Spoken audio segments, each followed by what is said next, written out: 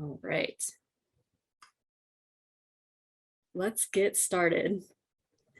National Minority Mental Health Awareness Month is observed each July.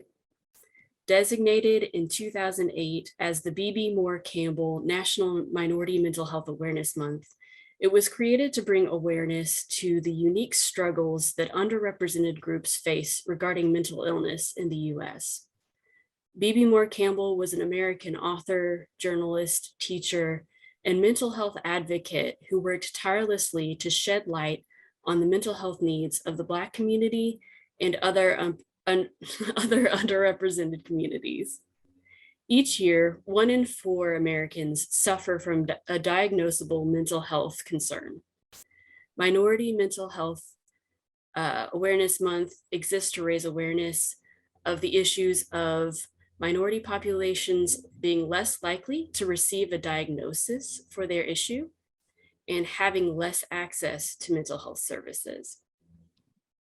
So today, when we talk about minority populations and underrepresented groups, we're talking about Black communities, ethnic and religious minority communities, immigrant communities, LGBTQ communities.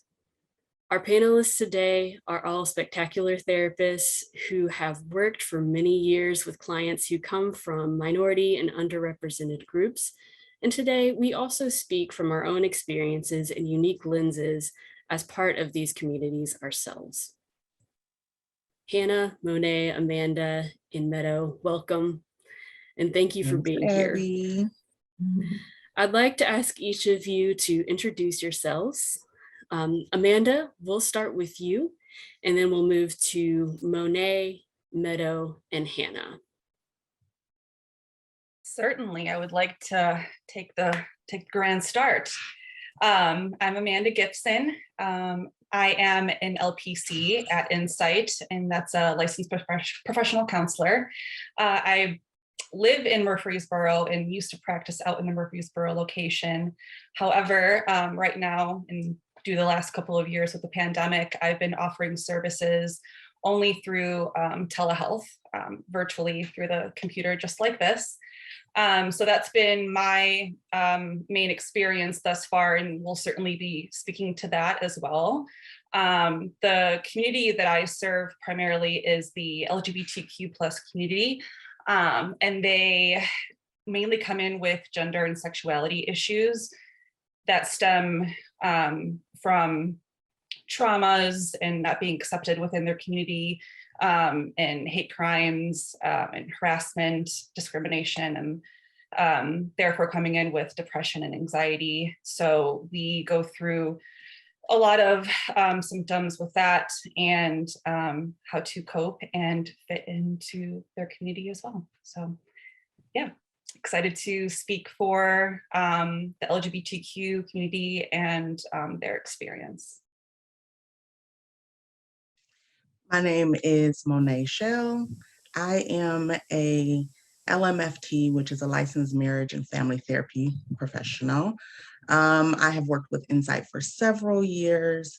I'm proud to be its first African-American clinical director. So I also see clients, and I have a large part of my caseload are Black or African-American clients. And I've heard from those clients the views that I'll share today, some of the perspectives that I'll share today. And I know from that experience of having that population of clients that there is a need for Black therapists, and that representation matters. So I'm very proud to be able to represent and share some of the views today during our webinar. Hi, good morning. I'm Meadow Alsobrook. I am a counselor at Insight, and I am going to be speaking from a couple of different perspectives based on clients that I've worked with. I'm actually a therapist that sees interracial couples and also gay and lesbian couples, and just kind of want to speak to the coupleship lens of that, as well as mostly the gay community, LGBTQ, but I have been experiencing things that I've noticed as far as like with minority groups in general. And from the lens of my own experience being a teacher before this and now a therapist, just noticing the different communities that are definitely not getting services.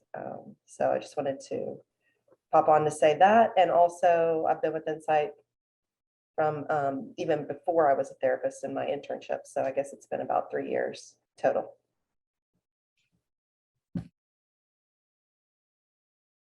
Good morning, everyone. My name is Hannah Feliciano. I'm a licensed marriage and family therapist, and I was thinking back and realized I've been with Insight, including my internship as well, for almost 5 years, which is kind of incredible how fast that's gone.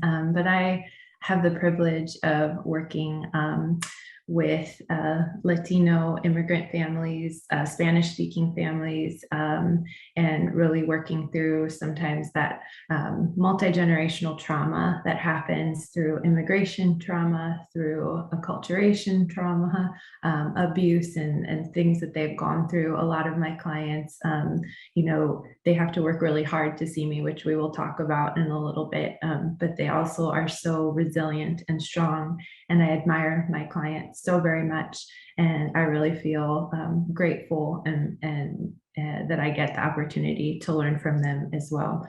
So that's a little bit about me. Thank you all so much for being here. I'm really excited about this discussion. And we'll start with some questions. As a reminder, if you have a question you'd like to ask, please use the chat box, send those in. And if you would like the question addressed to a particular panelist, please include that in the question. So Hannah, let's start off with this question, if you would. What are some of those barriers to receiving mental health care for people from different minority communities that you've worked with? Yeah, definitely. So as I just mentioned, I see a lot of people from the immigrant community, and it's really challenging a lot of times because just getting their foot in the door with therapy, there's barriers of obviously the language. We do have a couple bilingual counselors, but still there's, you know, like someone who's calling in would receive an answer right away, but because it's just a couple of us, we have to work on calling people back. And so it's more, maybe a little bit more difficult. And then also just, you know, it's interesting how we've switched to telehealth, and that seems like a blessing to a lot of people. But for my clients, it's actually a bit of a hindrance and a barrier because sometimes they don't have an email address. Sometimes they don't know how to work a computer and open up documents. And what is a portal? They don't, you know, understand these things. And even clients who I then see in person, sometimes they might not be able to write in Spanish. So I've taken a whole intake session of just sitting with them and filling out their paperwork. So there is just a lot more, you know, difficulty kind of understanding the systems to get into therapy. Whereas like for us, it's like, you know, easy, we understand this. Also, as you mentioned, Abby, the financial burden, I am thankful for the fee scale that Insight offers because they are able to see a therapist at a relatively reasonable rate. But if they didn't have that, you know, they wouldn't be able to afford a therapy. And even some, it's like that $45 or $55 is like, you know, I've had people like hand me rolls of coins to pay for their services. And that's just really humbling, you know, to realize that they're really working hard to be able to be here and be seen.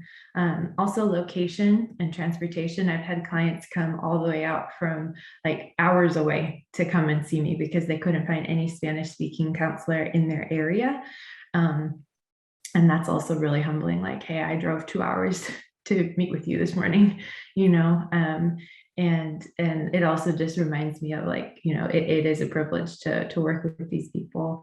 Also immigration status. I have many people ask me like, are you going to need to know, my status? And is just fear of like, would that be shared with anyone? And, just really making sure that they feel safe and know that, confidentiality is key, and we're not going to ask and we're not going to share that with anyone. And then of course, just their own, maybe struggles with seeking out an external source of help where they might not be comfortable. This is their very first time seeking therapy, or understanding what therapy is. But those are some of the things that I've seen in my work with immigrant and Latino populations.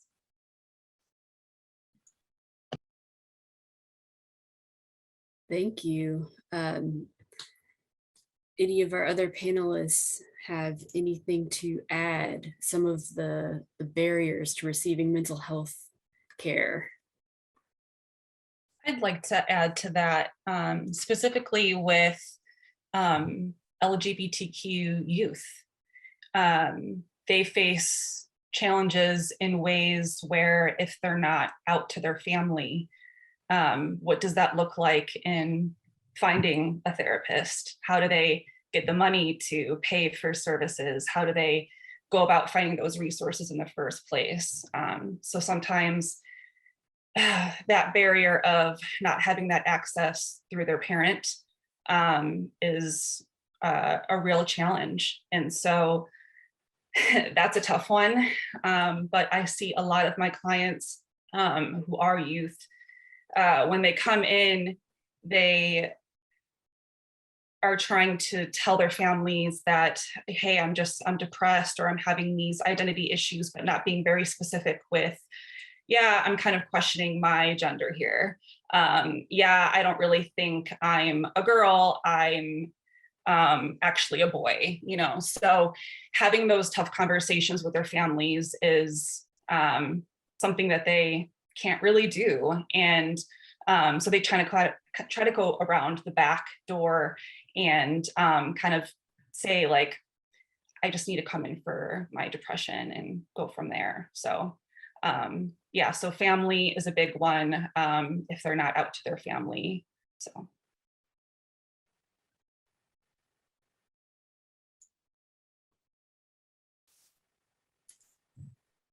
Any other thoughts on this question? Thank you so much for the input you've already given.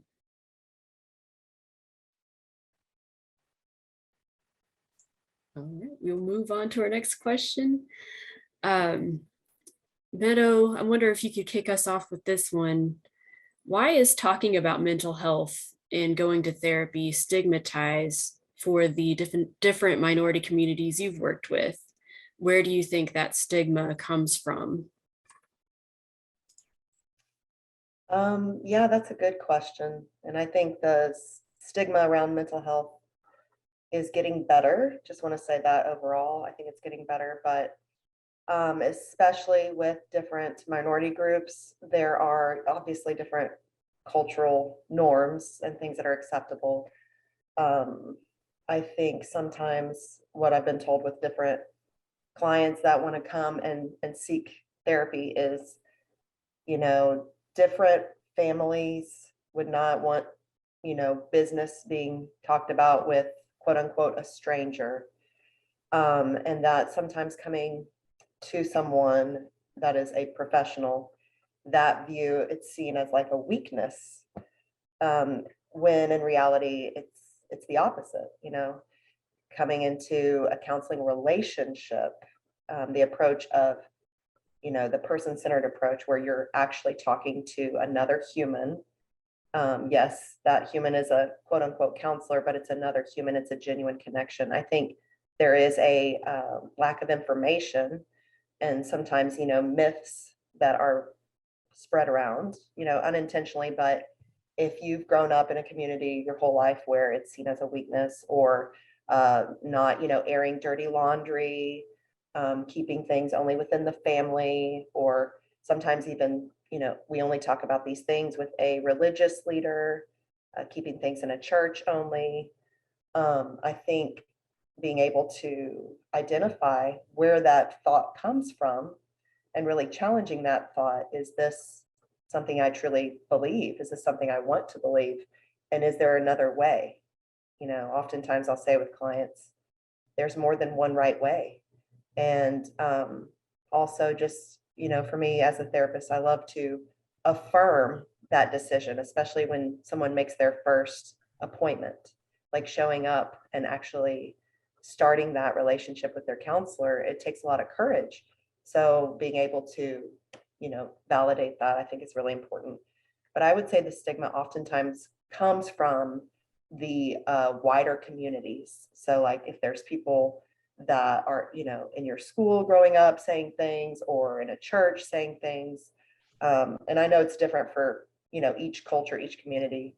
And specifically with the LGBTQ, there is a huge fear of going to counseling, fear that the counselor will be judgmental, that the counselor will have a religious focus. You know, I guess, you know, it's fair to say we live in the South, we live in the Bible Belt, there's churches on every corner. And so a lot of clients that are in that community specifically will ask me, you know, are you open to other viewpoints? Are you, you know, do you come from a specific religious point? And as therapists, we all are we take vows, we take our code of ethics seriously. We do not impose any of our own views. And so being able to provide that comfort and that safe space, this is not a religious thing. This is not a, you know, you're not going to be judged for this. So that's kind of like what I've seen as far as like the communities I work with. So that's just the broad terms, if anybody wants to add to that. I'd love to add a thought of what you were saying with the faith communities. I think that some of our leaders are spreading some of these stigmas, because in faith communities, there is a message that it is prayer and faith and religion that gets you through issues, and that a person should depend on. And that if you are going to therapy, or like you said, going to a different professional, that maybe that's speaking to your lack of faith or religion or spirituality. So educating our leaders in our communities and forming relationships with them is very helpful. There is the fear with some of our religious leaders that if a person comes into a therapist, that we will challenge their spirituality or challenge their beliefs as we're going through therapy. So they have the fear that what they've taught or what they've shared is not going to be received or kept. So that's one of the other ways that it's spread through the community. And just that thought that how will the person be perceived? So if I go to a professional, people will think I'm crazy. Heard it several times from several clients. People will think I'm crazy. So just kind of that information that you were talking about, Meadow, with like sharing the understanding of what therapy is, and that it is a relationship with another person that you're developing, and that professional is just there to walk along with you in whatever you're going through, and not to define who you are, not to, you know, call you crazy or prove your craziness, right? But just to walk along with whatever the issues are that that person is going through. Thanks, Monet. Thanks for adding that. Yeah. I totally agree. Totally agree. So obviously having social support, people around you from your community who have been to therapy, who kind of knows what it's like, is going to be very helpful for people. It's hard to do something for the first time. Yeah. And y'all spoke to the bravery, the courage of making that first appointment. For kind of thinking about being the first one, it being the first time, often people from minority communities find that they are the only person in the room from that community or with that identity?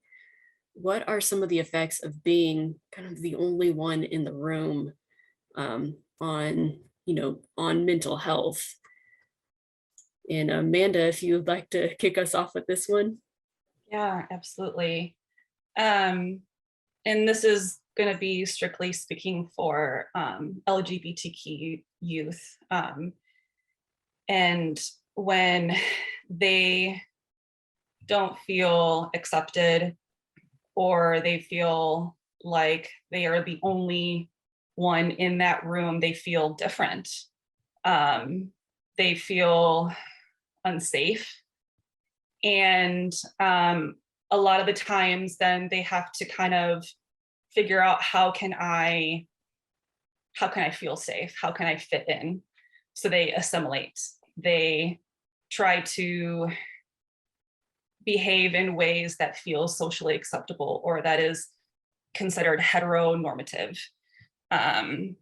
We live in a society where we don't have to express or declare our sexuality to our friends and family. But for those who are trans or non-binary, or are gay, lesbian, bisexual, they have to go through a process of coming out to their community. And for a lot of people, that's not a safe process for them. So assimilating is usually what they do to survive, essentially. And with that, a lot of youth have a difficult time with their identity overall, the development of their identity. And so a lot of my work is focused on creating a safe space for them to explore what that identity looks like for them without judgment or fear of what that response or repercussion will look like. So it's really challenging, because it's, being a teenager is already so confusing and challenging in itself. So just dealing with the nuances of being a teen, and then top on the identity issues, the fear of not fitting in or being accepted by the people that they love most. So I really encourage with them creating a support system where they feel safe. And first, they come to therapy. That's where they're starting that support system.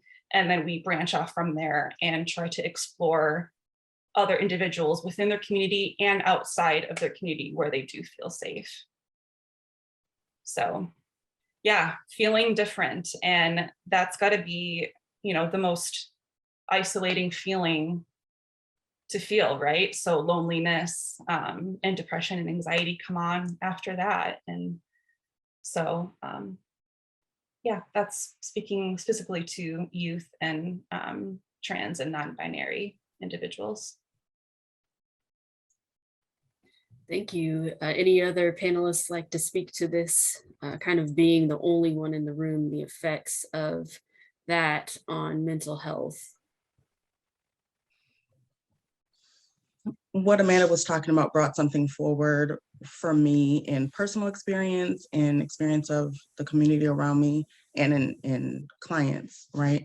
To be the only one in the room, Amanda talked about being unsafe, and it's very, very true. And unfortunately, our society and in the United States and other places, of course, it's been shown that sometimes it can literally be physically unsafe to be the only one in a space. So it can be very, very scary mentally and physically to be in a space where you are the only one, or you feel as if you're the only one that has gone through an experience, that knows about an experience, that has the feelings that you have. I know that for many clients, it's a freeing experience to have what they're going through normalized, that they understand that the person in the room with them has experienced some of the things that they've experienced, or understand some of the things that they've experienced. So normalizing that piece that you are not in fact alone, that there is someone here to support you. I was also thinking, as Amanda was talking about it, in the therapy room specifically, if someone is coming in that is from a different socioeconomic space than the therapist, how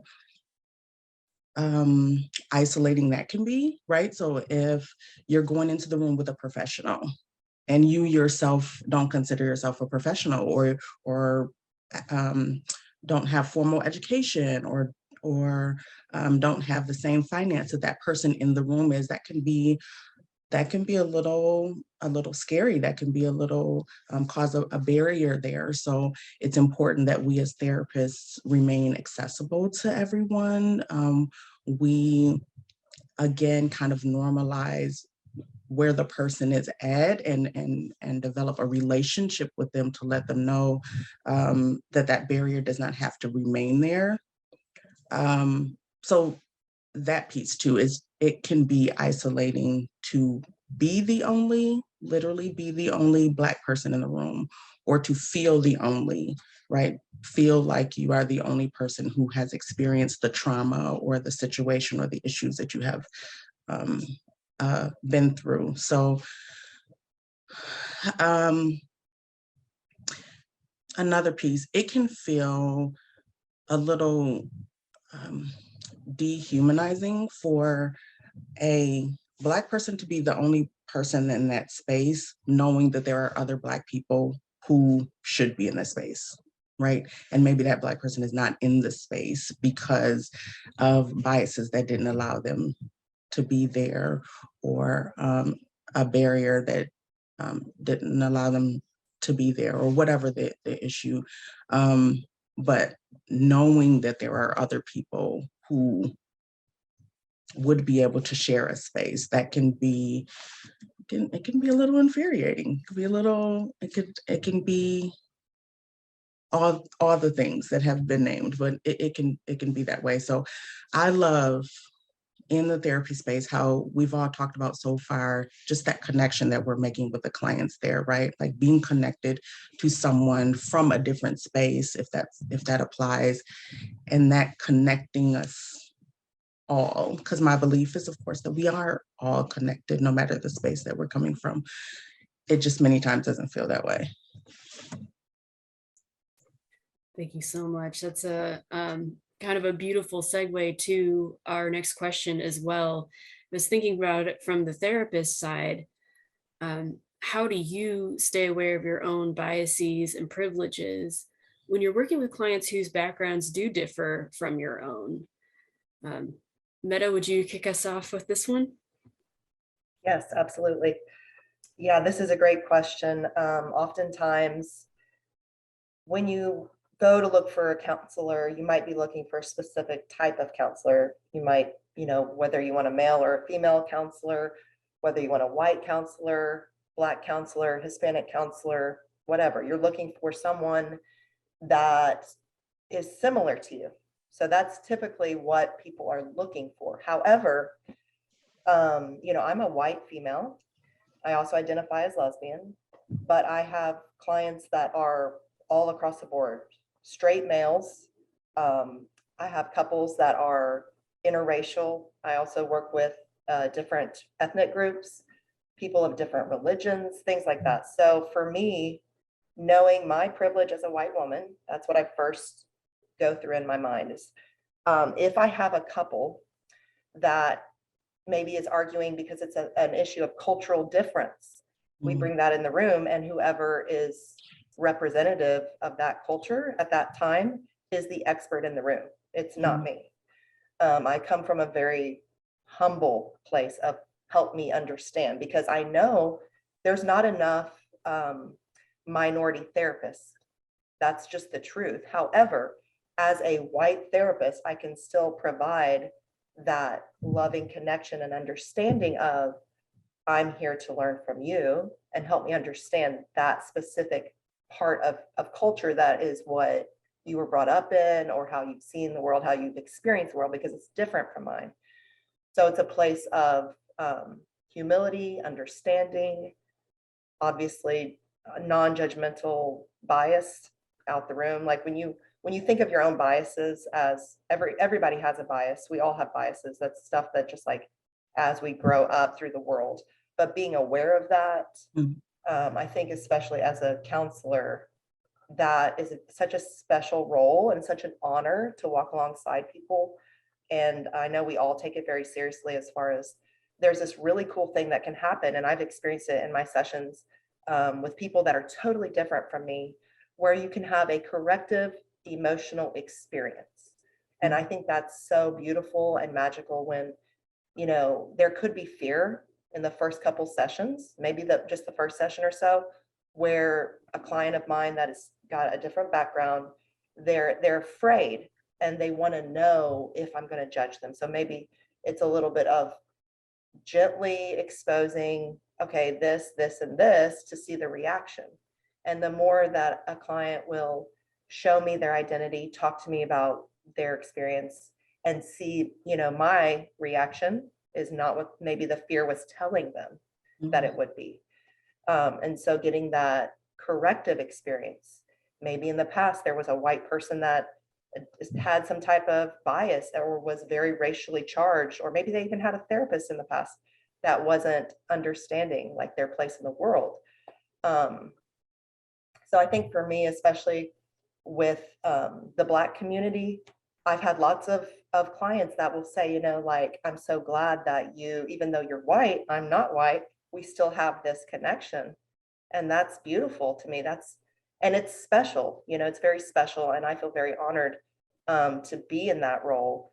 And as far as, you know, when there are different arguments with couples, since I do see couples of interracial dynamics, I'm always asking the couple for each of them to consider, help me understand you rather than trying to make myself understood. Because the more that you can try and understand your partner, you will automatically be understood in return. So just kind of that exchange. So yeah, that's my kind of take on it. Just making sure I know my place in the world. I know how I'm perceived as I walk through the world, and just being able to be humble and understanding of that. I think that's the biggest key to like making that connection. I love, Meadow, how you said just making sure that we're humble as therapists, and coming into that room with that approach really does mean so much to clients.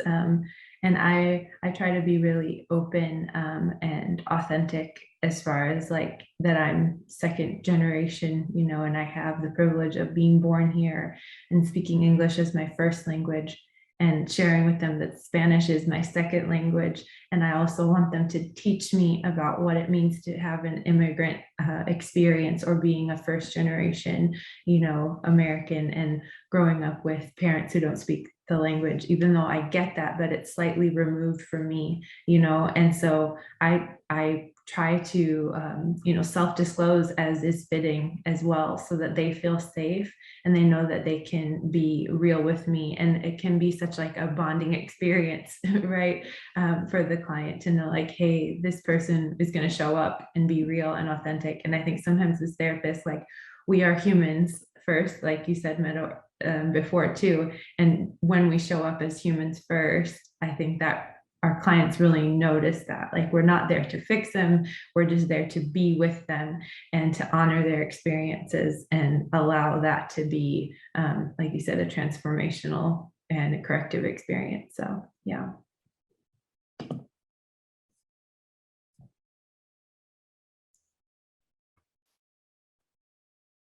Wanted to give anyone else a chance to speak.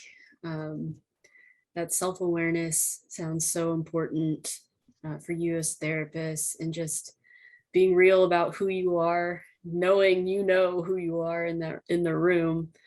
You're not blind to that. You're not blind to them in front of you.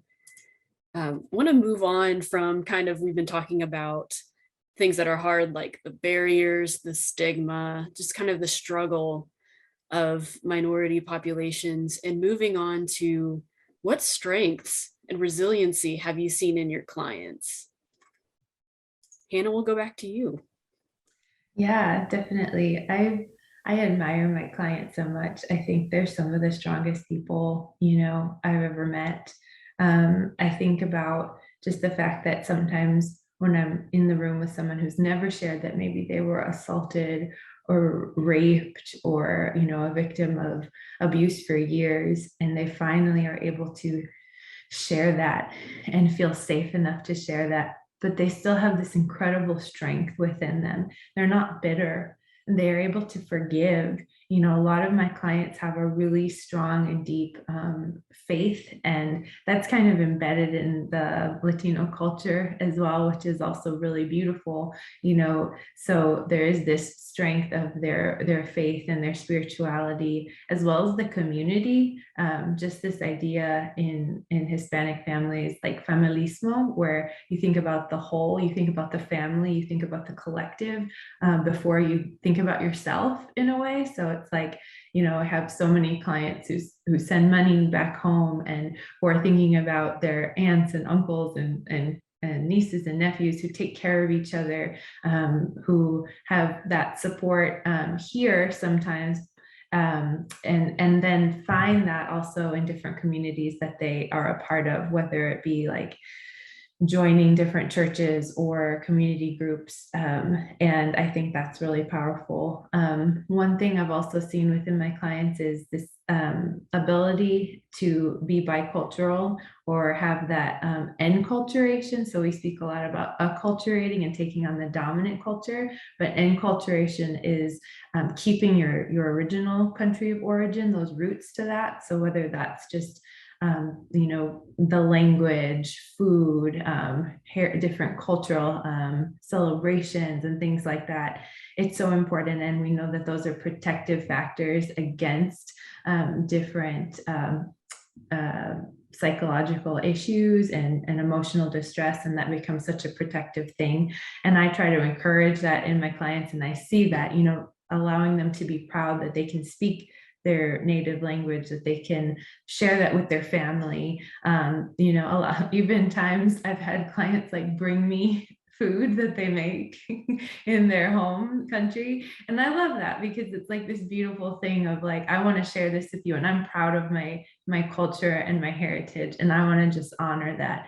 And I think that's really beautiful. Also, just this idea that, you know, we're stronger together. Like, you know, we're not this just individual. And I think, like I mentioned before, but in our culture, it's very me first and very individualistic. And I love how, like, you know, communities and families, they think about each other. And it's kind of cool because I'll have like a client who then comes to therapy. They'll tell like their cousins, they'll tell their aunts and uncles about the transformative experience, and then they'll want to come to therapy. So it's like this ripple effect, which is really powerful too. And that's like this beautiful answer to the barrier. Like maybe there's a stigma about what therapy is, but we're answering it with, well, this is what it actually is. And that just is an amazing experience when I know that, like, I made that impact, and now they're understanding that therapy is such a beautiful thing, and it's going beyond just them. So. Thank you. I love that so much. Others? Amanda, looks like you're about to say something. Yeah, well, I was just going to say that I obviously love to get to talk about the strengths and the resiliency of our clients. And my clients are so strong.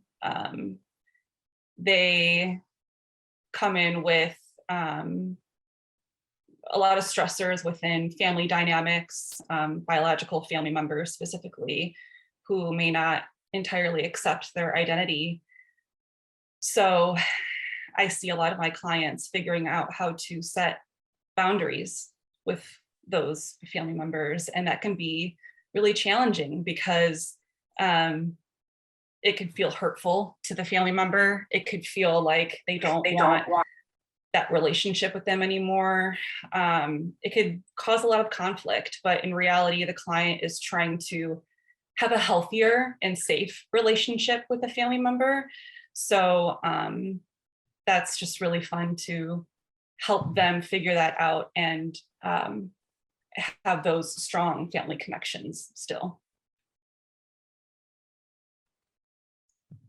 Thank you so much for adding that. Anyone else wish to speak the resiliency and strength you've seen from your clients? Yeah, I just want to echo that. You know, sometimes we refer to it as grit.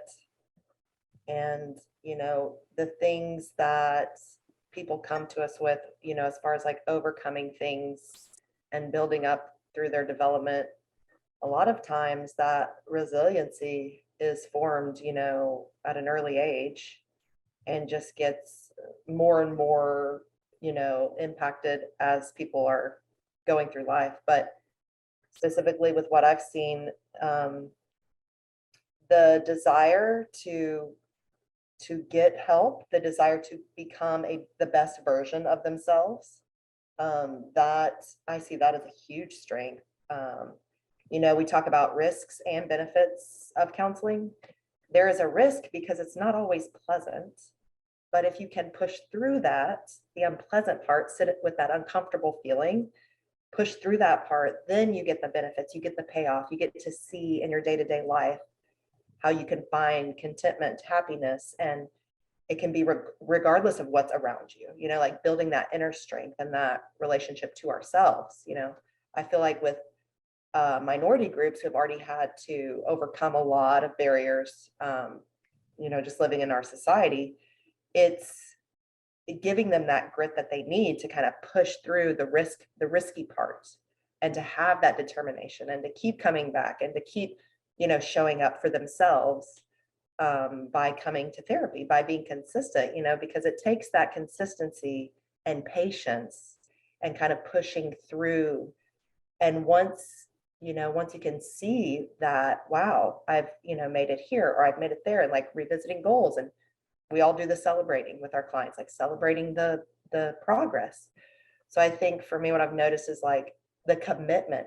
There's not only resiliency, the strength like that, but there's a commitment part there and a determination that I often I highlight that, because those are really important strengths when you're doing that counseling process. I love that, Meadow. Thinking about how long some of my clients go through this process, that determination, that commitment it's really real. And you guys have all talked about the strength as the strength of our clients.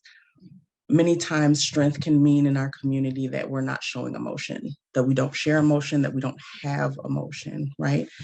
And while that can be very helpful and healthy to be able to experience emotions that are not overtaking your entire self, your whole self, that can be very helpful. The strength that it takes for someone to come into the therapy room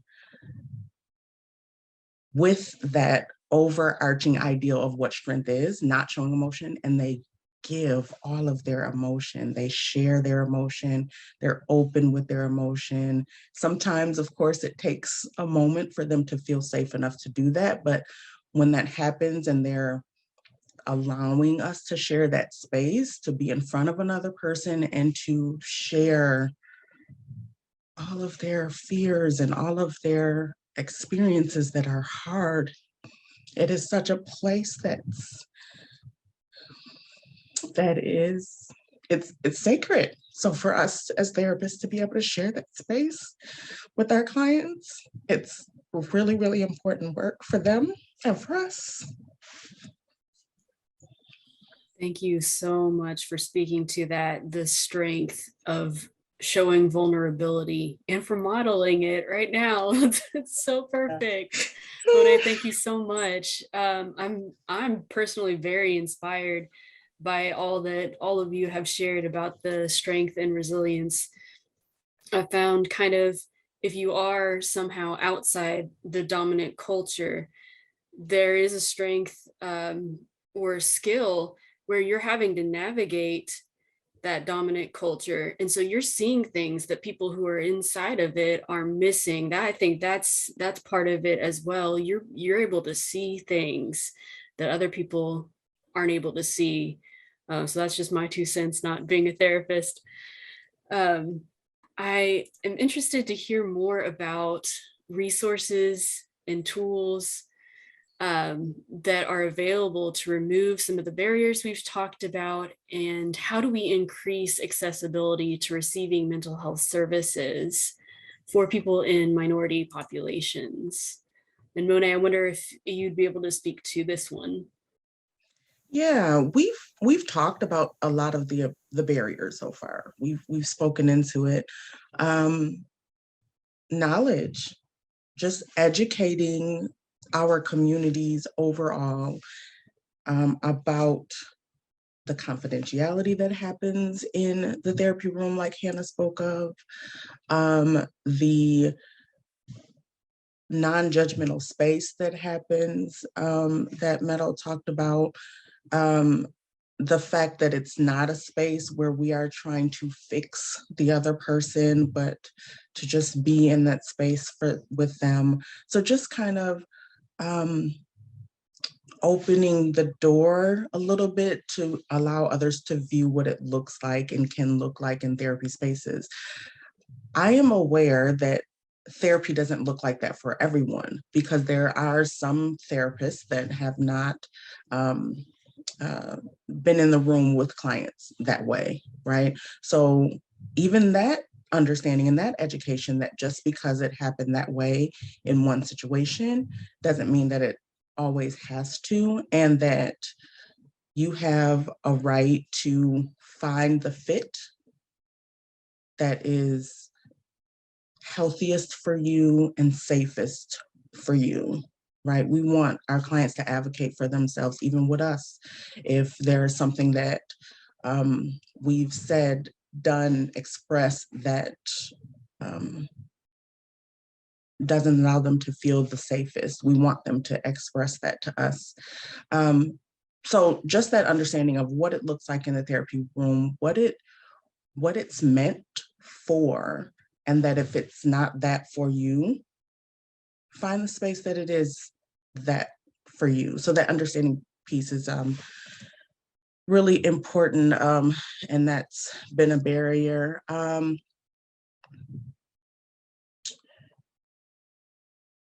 I spoke a little bit before about the faith spaces, because many of our clients come with embedded faith and spirituality and religion, and it is reiterated through their own community and through the leaders that they're under. It's really important to, again, develop and have those relationships with our faith community leaders, so that we can open the door for them to understand what therapy with us would look like and what that would be, so that it doesn't feel like there is a threat there to any of what they're expecting. And also, just a by the by, sometimes it is a threat to what that person has learned and experienced, because sometimes that is not the healthiest for that person, what they've experienced. So I acknowledge that piece too. So some of the tools, the main tool that I'm speaking of to remove the barrier is just education and connection with our community, right? Staying connected with our community, doing things like this, doing the webinar to allow people to see into the space and to make sure that they understand that we're a resource and that we're open for questions and open for that view into what we do. Yeah, absolutely. I think just normalizing having these types of conversations.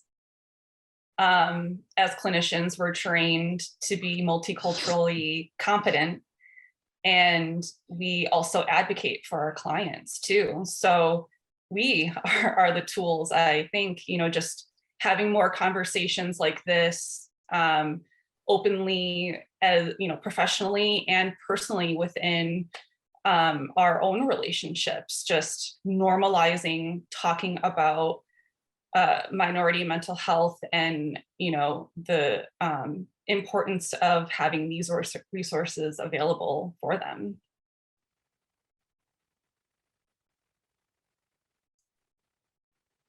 Just on a very practical level, I have a list of different resources that my Spanish speaking clients in particular might also need. And I know it's a little bit different, but just also knowing like what our scope of practice is and what we can offer. And, I'm not a social worker. I'm not a lawyer. I'm not a doctor. And so being able to say like, hey, you've come this far and I can help support you. And now let me empower you to go find the information and help yourselves in these other areas too, because there's also barriers to mental health care. There's also barriers to finding all these other resources. So I just wanted to share that as well. Yeah, and I could just add, as far as like, we talked a bit about the socioeconomic backgrounds, and one thing I love about working at Insight is we have the sliding scale. And so mental health is more affordable.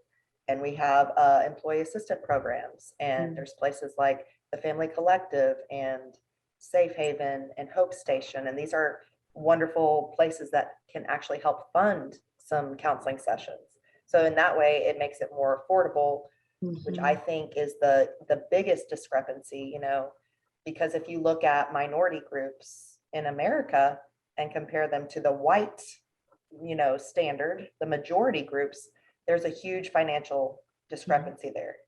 So, not only mental health for minorities, but mental health for anyone that is struggling financially. I love that Insight offers that. So I just want to say that too. Like, I think that's a great tool. Thank you so much for your answers to all of our questions today. I'm feeling super inspired. I'm so grateful for all four of you and your genuineness and your realness and just the amazing work that you all do as therapists. Any other final thoughts from our panelists?